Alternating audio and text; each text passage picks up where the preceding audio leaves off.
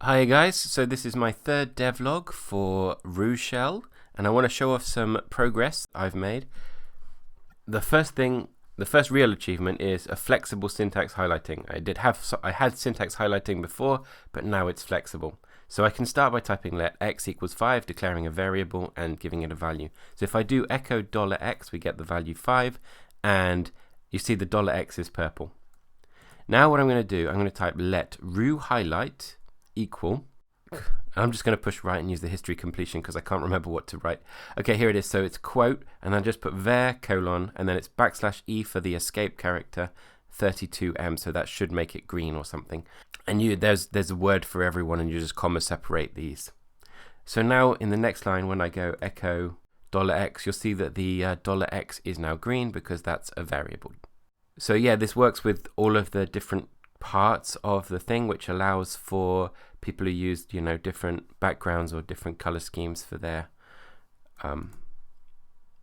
terminal to be able to make it so that it works in a way that they can see. Hopefully that's useful.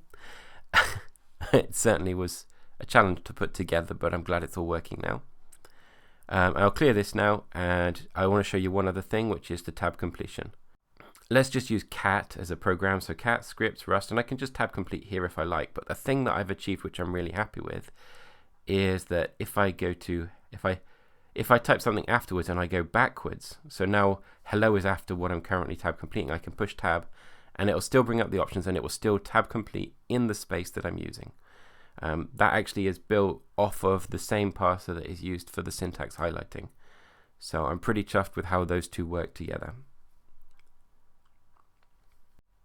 So yeah, I'm pretty happy with that progress. It's taken a while to get together, but it does work nicely. I want to improve the tab completion as my next priority. I want to get it to work with commands and with paths and with variable names at the very least. It now detects which thing that it's tab completing, but I just haven't written the methods for how to fill in the variable name, so to look at all the variables available and choose one from that list.